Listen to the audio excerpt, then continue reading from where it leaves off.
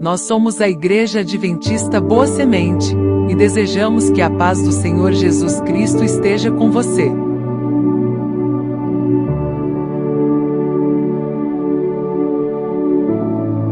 Estamos muito felizes com a sua companhia. Aproveite para se inscrever em nosso canal, ativar o sininho para sempre ser avisado sobre novos conteúdos referente à nossa escola bíblica presencial, que acontece todos os sábados, às 9 horas da manhã. Estamos esperando por você.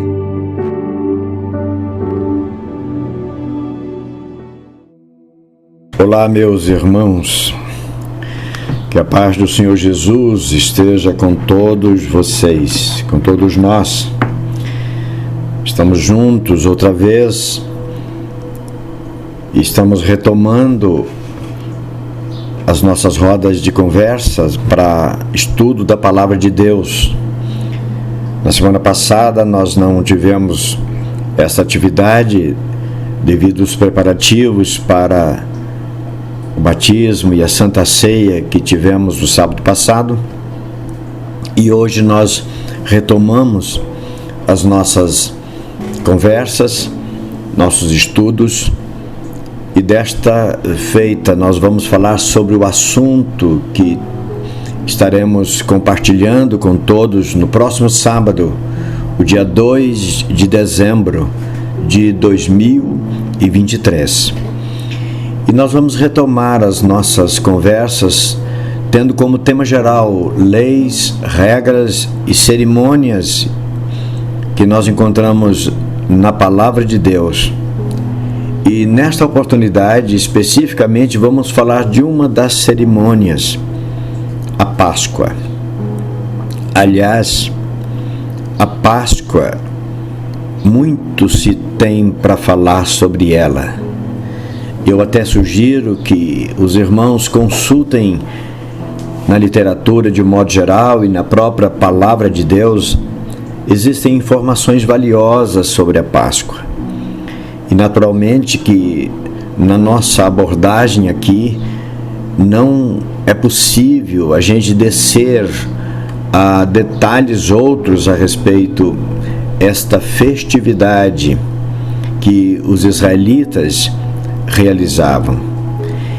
E vamos apenas sintetizar, procurar sintetizar e abordar alguns aspectos apenas. Um deles é muito importante que se registre. A Páscoa abre o calendário judaico das festividades. Eles tinham festividades durante 7 meses no ano. Do mês de Abib, que abre o calendário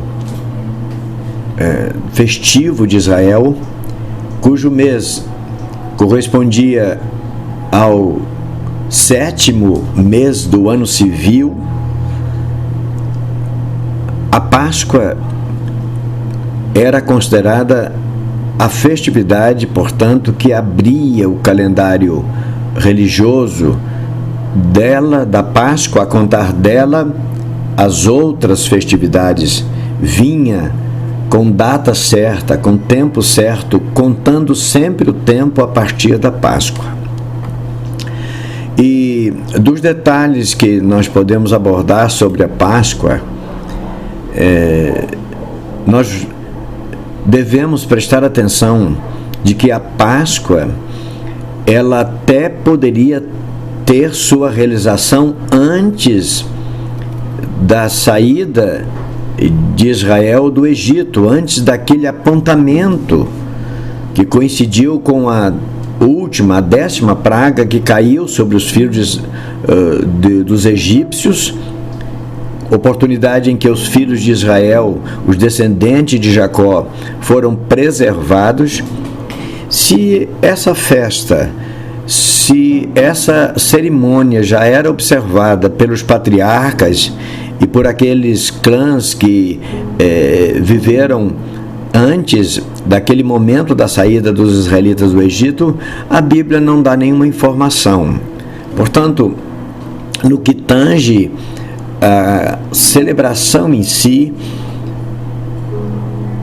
a nossa abordagem, a nossa marca inicial para a festividade da Páscoa está exatamente nesse momento da história dos filhos de Israel, quando eles estavam iniciando ou estavam por iniciar a sua caminhada para a saída do Egito. Muito bem, e a Páscoa era uma festividade cultica, era uma forma de culto. E essa foi a instrução, inclusive, que Moisés deu para os israelitas quando eles estavam ali, naqueles momentos finais de permanência no Egito, para começar a jornada, para sair de lá em rumo a Canaã. E Moisés dá todas as instruções e, num dado momento, ele orienta aquele povo em relação aos seus sucessores, à sua descendência. E Moisés disse para eles assim, Êxodo capítulo 12, verso 26 e 27. Ele diz: e acontecerá que quando vossos filhos vos perguntarem, lá no futuro, nas gerações que viriam depois, que culto é este o vosso? Para eles entenderem a Páscoa, quando forem realizar a Páscoa, lá na frente, quando já estiverem em Canaã, assentadas as famílias, quando forem realizar a Páscoa, nas gerações novas, quando elas perguntarem, que culto é esse? No verso 27, a resposta: então direis, este é o sacrifício da Páscoa ao Senhor. Quem era o Senhor? O Senhor é aquele que passou sobre as casas dos filhos de Israel, no Egito, oportunidade em que o Senhor feriu os egípcios com a mortandade, com a morte de todos os primogênitos dos egípcios, tanto de homens quanto de animais. Porém, o Senhor livrou as nossas casas, quer dizer, preservou os nossos primogênitos. E quando Deus fez isso, diga aos vossos filhos, dizendo que diante desse milagre de Deus na vida dos nossos antepassados, os nossos antepassados, diante desse milagre, eles se inclinaram e adoraram. Êxodo no capítulo 12, versos 26 e 27. Muito bem, na introdução do nosso roteiro, a gente vai dizendo que das várias celebrações festejadas pelos israelitas, a Páscoa é a primeira delas. Um detalhe é oportuno que a gente antecipe aqui. A gente vai falar em festividades. Essas festividades não eram festividades sociais, encontros de comemorações que o povo faria ao longo da história, daí para frente. Mas eram festividades culticas, eram festividades cujo escopo, cuja finalidade era de adoração, era para a memória deles, sim, para a memória da vitória que eles tiveram, deixando a escravidão egípcia, saindo daquelas terras, deixando para trás a casa da escravidão e entrando para a terra de Canaã, a terra que lhes manaria leite e mel. Seria uma terra completamente diferente, uma moradia, um estilo de vida completamente diferente de tudo aquilo que eles conheciam. Eles conheciam a escravidão. Agora, daqui para frente, eles haveriam de conhecer a independência, a liberdade, o livre proceder, a livre iniciativa para a adoração do seu Deus, além da vida social, política e econômica. Eles teriam independência.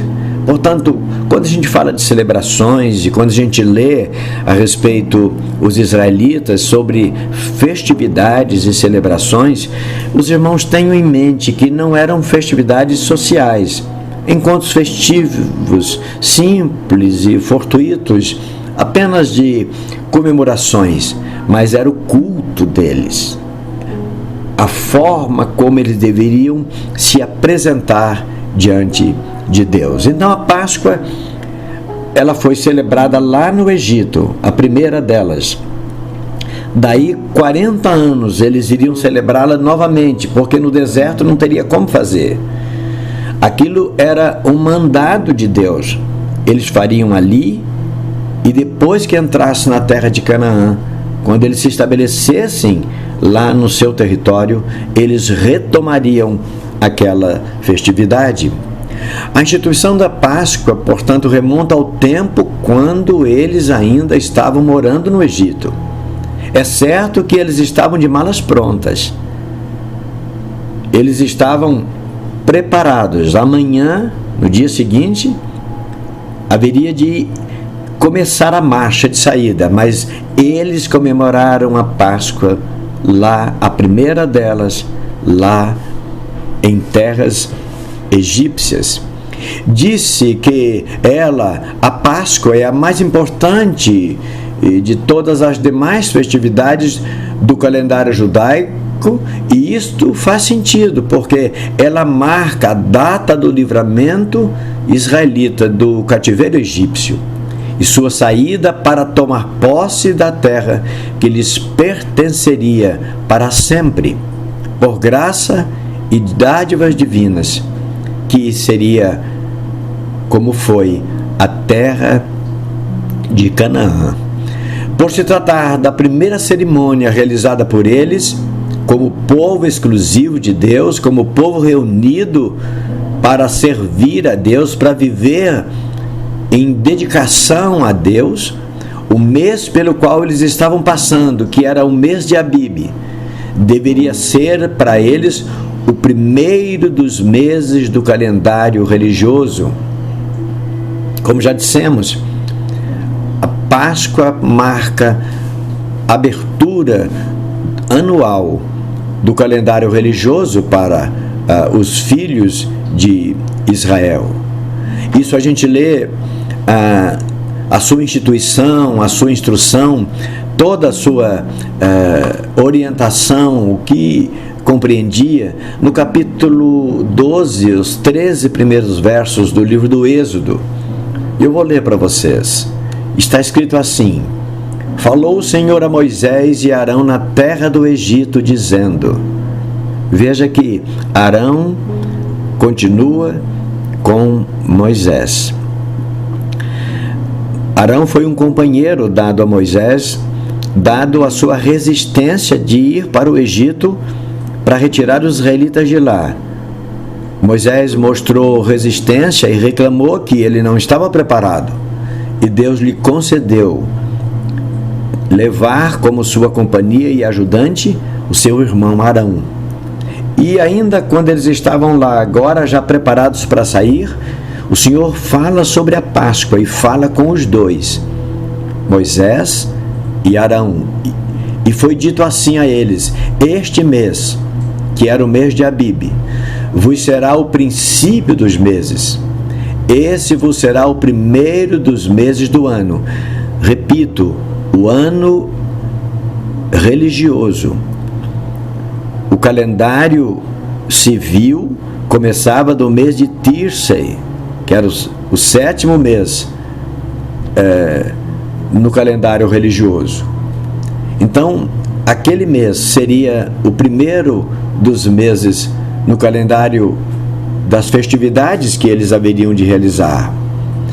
E Deus falou assim para Moisés e Arão: falai a toda a congregação e diz: aos 10 do mês, tome para si um cordeiro, segundo a casa dos pais, um cordeiro para cada casa. A Páscoa tinha um sentido familiar embutido nela, até porque a Páscoa é a passagem do anjo, que representa a passagem do anjo sobre as casas dos egípcios, preservando seus filhos, a família intacta, inclusive poupando os seus primogênitos. Então a Páscoa seria celebrada em família. E no verso 4, uma orientação bem pontual: se a família for pequena, que não consiga consumir um cordeiro inteiro, então chame alguém, um vizinho, alguém perto, e conforme o número das pessoas da família e conforme o comer de cada um, e então vocês façam uma conta se com a quantidade de pessoas o cordeiro poderá ser por inteiro consumido. O cordeiro, uma orientação sobre o animal que seria sacrificado. O cordeiro ou cabrito será sem mácula. Não devia ser um animal defeituoso, um animal com problemas de saúde, um animal que fosse manco ou tivesse algum defeito físico. Deveria ser um macho de 1 ano, o qual tomareis das ovelhas ou das cabras. A quantidade de pessoas para comer esse animal, ela seria mais ou menos a mesma em cada reunião familiar, porque o cordeiro era um cordeiro de 1 ano, ou o cabrito de 1 ano. Um cordeiro ou um cabrito de 1 ano, ele tem um peso mais ou menos igual.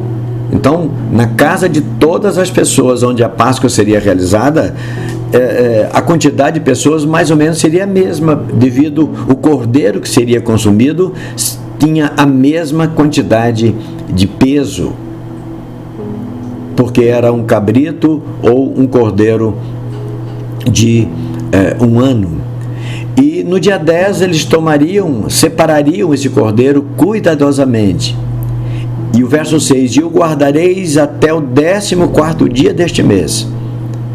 E todo o ajuntamento da congregação de Israel o sacrificará à tarde.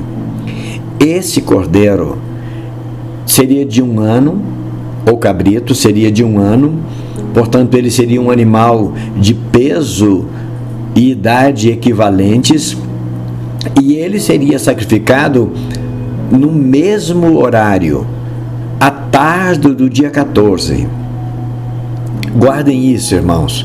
Lá na frente, quando você for consultar a morte de Jesus, Jesus morreu nesse dia e por esse mesmo horário, porque aquele cordeiro, ele também, e tinha, entre outras coisas, entre outros símbolos nele ali colocado, ele simbolizava Jesus Cristo, que morreria centenas de anos depois. O fato é que eles deveriam sacrificar o cordeiro pelo mesmo horário do dia 14, à tarde.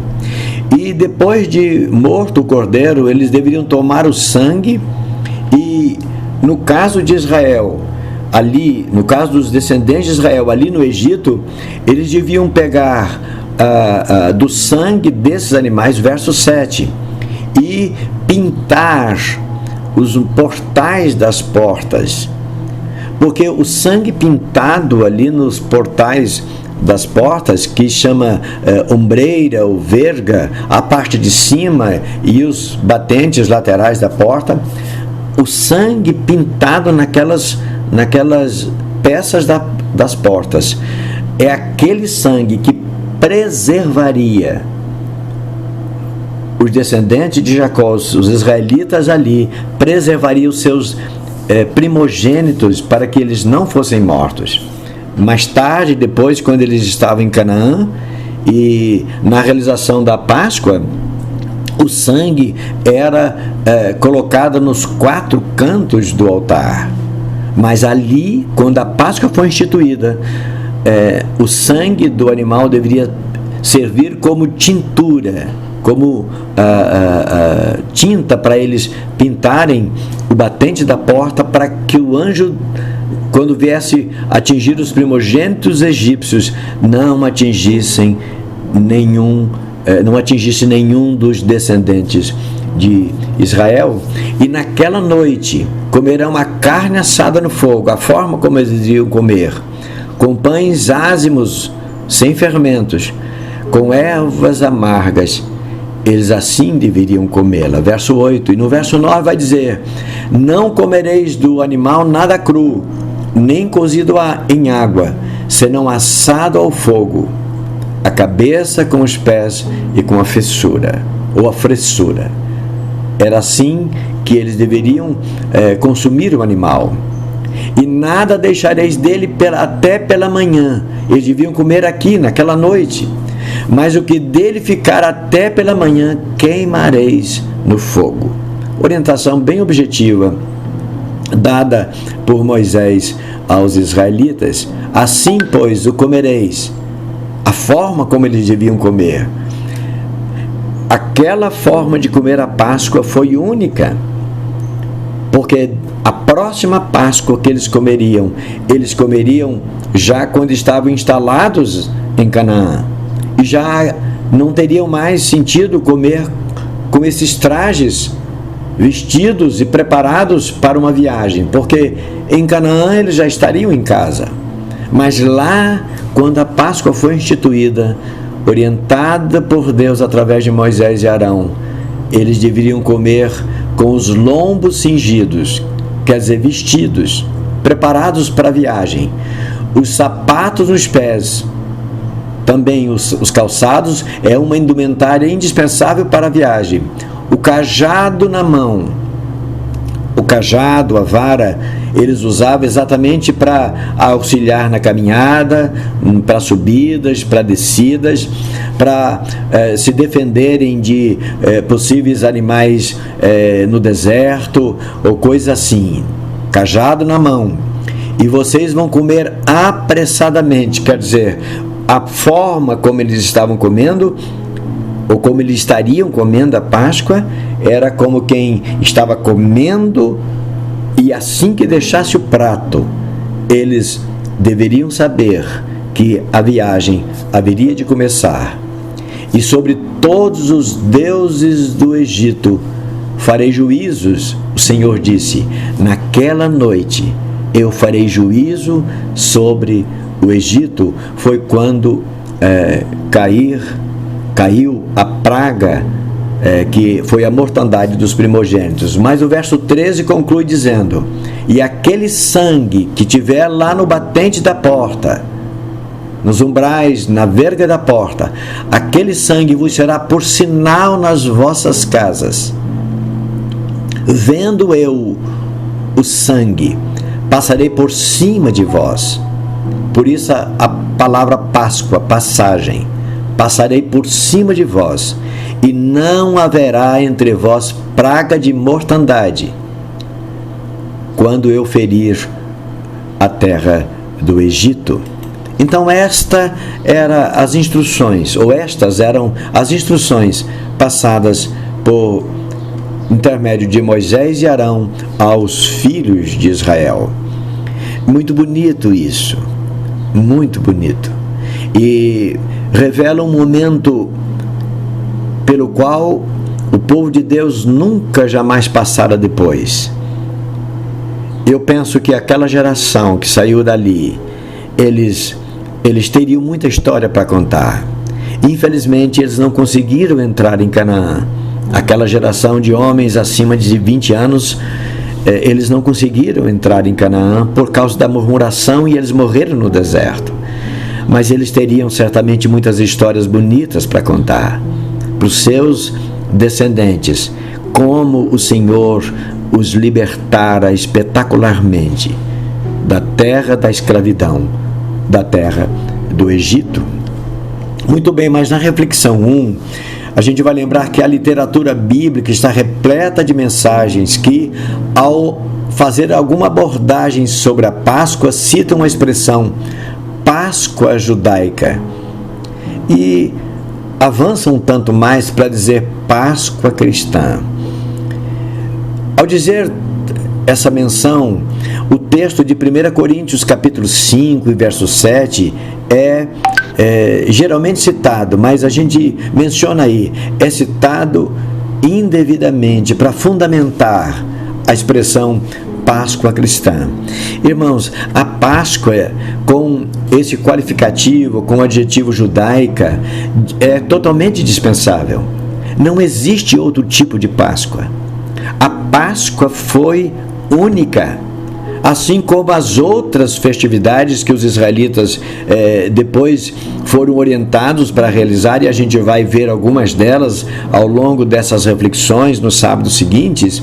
A Páscoa foi ímpar. Até como já dissemos alguma coisa antes,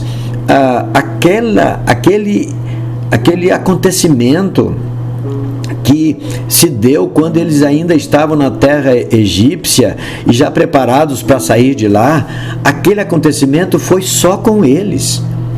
Eles, somente eles, depois que eles se instalassem em Canaã, eles realizariam a Páscoa depois já instalados. Mas não existe Páscoa cristã. Também não existe Páscoa judaica. Na essência, não. Existe Páscoa. A Bíblia fala da Páscoa. Veja, quando a gente leu lá o capítulo 12 do livro do Êxodo, quando Deus fala com Moisés e Arão para fazer a Páscoa, para orientar sobre a Páscoa, ele não coloca Páscoa judaica. Essa será a Páscoa judaica. Porque quando a gente fala em Páscoa judaica, seria Páscoa A. É porque seria Páscoa B. Quando a gente fala de uma coisa que tem outras coisas semelhantes, então a gente precisa distinguir. Quando um casal, por exemplo, que tem mais do que um filho, quando eles fazem referência a esses filhos, eles precisam dizer: o meu filho mais velho, o meu filho do meio, o terceiro, o meu filho mais novo. Porque se ele falar só: olha, o meu filho fez isso, meu filho fez tal coisa, meu filho faz aniversário, se ele tiver mais do que um filho e não falar qual filho faz aniversário, ninguém saberá quem é o filho que está aniversariando. Então ele precisa dizer, e precisa identificar: olha, o meu filho mais velho, o segundo, o terceiro, etc. Se tivesse outro tipo de Páscoa, aí justificaria dizer a Páscoa judaica, porque vai ter outra Páscoa. Mas não há. A Bíblia faz referência apenas à Páscoa, a Páscoa do Senhor, o culto oferecido ao Senhor, em gratidão e pela memória, pela lembrança de que eles foram cativos, mas eles haviam sido libertados poderosamente pelo Senhor. A Páscoa, continuando aí na reflexão 1, apesar do apelo expresso no texto lá de 1 Coríntios 5 e 7, que diz: Cristo, a nossa Páscoa, foi sacrificada por nós, a expressão que a gente utiliza, Páscoa cristã, revela, no mínimo, certa anomalia e fraca exegese, fraca análise do texto. O texto não está dizendo nada daquilo que as pessoas usam para fazer, para fundamentar a sua prática de fazer Páscoa. Quando Paulo afirma que Cristo é a nossa Páscoa, Paulo não estava orientando aquela igreja, no caso os coríntios, sobre ritos culticos, tampouco ensinando uma doutrina. Paulo apenas está dizendo que Cristo é a nossa Páscoa porque era assim. O Cordeiro, nós já falamos, inclusive, antes, que o Cordeiro da Páscoa representava Cristo. E a gente precisa estar atento para não confundir as coisas e não acrescentar na palavra de Deus, não acrescentar instruções ou informações que a palavra não dá. Ok? Então é isso. Páscoa, só existe a Páscoa do capítulo 12 do Êxodo. E quem realizou a Páscoa, assim como outras festividades em memória daquilo que eles foram, e também apontando para quem eles esperavam, que era o Messias, que veio a se concretizar na pessoa de Jesus Cristo, a Páscoa foi única. Páscoa judaica é um vício de linguagem. Não existe Páscoa judaica, porque não existe outro tipo de Páscoa. Na sequência 1, a gente vai dizer que ao olhar detidamente para os israelitas naquele exato momento, quando Moisés reúne suas lideranças e anuncia a praga, mais uma, mais a 10ª, o que podemos ver no rosto daquela gente era medo e aflição intensos. A angústia parece muito forte na alma de cada um. A pergunta incontida e com resposta distante era: será desta vez que seremos libertados para ir embora? Os filhos de Israel já havia visto 9 vezes, por 9 vezes, a aflição dos egípcios por não deixá-los sair de lá. E quando Moisés anuncia que seria mais uma vez, mais uma praga, e eu não imagino a angústia que tomou conta do coração dos israelitas. E será desta vez que iremos? E se nós formos, como será a viagem? Como será o caminho? O que é que nós vamos encontrar? Eles estavam cercados por muita gente miúda, crianças, mulheres grávidas, pessoas idosas, animais e todos os seus pertences. Eles carregaram, tinham muita coisa para transportar. Veja no capítulo 12 do livro do Êxodo, a partir do verso 31, Moisés e Arão chama os filhos de Israel e diz: levantai-vos e saí do meio do meu povo. Porque Deus disse, era a palavra de Deus: tanto vós como os filhos de Israel, e ide servir ao Senhor como tem dito. Então, o coração deles estava cheio de perguntas. E no verso 32, levai também convosco vossas ovelhas, vossas vacas, como tendes dito, e ide e abençoai-me também a mim. Ok? Moisés falando para os filhos de Israel. Olha só, como seria a viagem? Crianças, idosos, mulheres grávidas, ovelhas, vacas. Não era simplesmente uma romaria com pessoas que se prepararam bem antes para poder viajar. Foi assim meio rápido. Aliás, muito rápido. E também os egípcios já estavam cansados de sofrer por causa da dureza do coração de Faraó. E o verso 33 vai dizer: e os egípcios apertavam o povo, apressando para lançá-los fora da terra, porque diziam: nós vamos acabar sendo todos mortos por causa de vocês. E eu estou lendo este texto com vocês. Eu gostaria que você também lesse aí e pense, construa a imagem. Havia um aperto. Quem estava oprimindo os israelitas era o povo egípcio, mas debaixo, sob o comando do faraó. Mas eles estavam cansados de sofrer por causa da dureza do coração do faraó. O povo queria que os israelitas fossem embora. E o povo tomou a sua massa. Antes que ela levedasse, eles prepararam o alimento. E as suas amassadeiras, atadas em suas vestes, sobre os ombros, eles pegaram os seus pertences e fizeram eles, os filhos de Israel, conforme a palavra de Moisés. Eles foram aos egípcios, pediram vasos de prata, vasos de ouro, vestidos. E o Senhor, verso 36, deu graça ao povo diante dos olhos egípcios. E eles emprestaram-lhes. Ora, emprestaram, eles nunca mais voltariam ali. A expressão aqui, emprestaram, traduz como, e eles doaram. Porque os egípcios saíram dali, os israelitas saíram dali e eles nunca mais voltaram. Está escrito no final do verso 36, e eles despojaram os egípcios. Olha só, nós já mencionamos em algum momento que eles despojaram não no sentido de saquear, mas os egípcios deram atenção ao pedido dos israelitas e deram para eles o que eles estavam pedindo.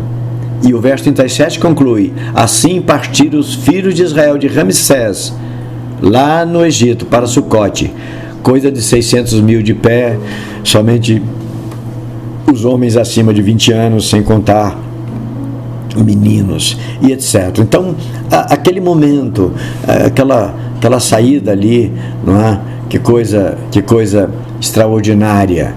E vendo tudo aquilo, talvez melhor seria chamar aquele evento como o culto do livramento e da esperança, ao invés da festa da Páscoa. Aliás, a gente está aqui apenas sugerindo, conjecturando, para a gente pensar junto. Eles viveram dias memoráveis. Repito aqui, infelizmente, logo depois da travessia do Mar Vermelho, eles murmuraram e eles não conseguiram chegar em Canaã. Os homens acima de 20 anos não conseguiram chegar em Canaã. Mas quantas histórias eles teriam para contar daquele momento? Foi ímpar, foi fantástico. Deve ter sido uma coisa muito espetacular. Na reflexão 2, a gente vai lembrar que a Páscoa não deveria ser celebrada individualmente. É um aspecto da Páscoa. Pelo contrário, deveria ser organizada e celebrada por uma família que deveria reunir-se especialmente para isso. E mais, caso a família fosse pequena demais para consumir o cordeiro de um ano, sozinha, ela deveria providenciar um agrupamento de famílias. Já falamos sobre isso, até já lemos lá em Êxodo 12, 3 e 4. De tal modo que o cordeiro e tudo que fora preparado pudesse ser consumido num único ajuntamento. E que, entre outras finalidades, aquele culto memorial realizado com todos os ingredientes e detalhes determinados tinha o objetivo de consolidar o aspecto coletivo e familiar da adoração. Antes não realizado por eles, porque eles estavam vivendo como escravos. A Páscoa era para retomar também a ideia do culto familiar, a ideia da importância da adoração familiar, da adoração a Deus em família, porque Deus valoriza a família, Deus ama a família. É dessa forma que Ele nos organizou para viver, é dessa maneira que Deus que nos criou para a gente viver, procriar. Por isso Deus disse lá no começo, Ele formou o homem, depois forma a mulher, e Ele diz: crescei, multiplicai, sejam fecundos. É isso, Deus ama a família. E o primeiro culto que eles deveriam ter para a abertura do ano eclesiástico deles, o primeiro culto deveria ser celebrado em família. Família. Homens, mulheres, crianças, idosos, e se uma família não for suficiente para consumir o cordeiro de um ano ou um cabrito, deveria reunir com outra família equivalente para poder consumir por inteiro o cordeiro. Era uma adoração em família. Assim eles abririam o ano cultico, o ano das festividades. Na sequência 2, para a gente já ir concluindo, a gente diz que o fato é que a Páscoa, a passagem do anjo da morte sobre a casa dos israelitas sem nada acontecer com os seus primogênitos. A Páscoa aconteceu. A festa foi muito bem conduzida e eles a comeram exatamente como foram orientados. Finalmente, eles estavam duplamente libertados. O mal, a praga que caiu sobre os egípcios,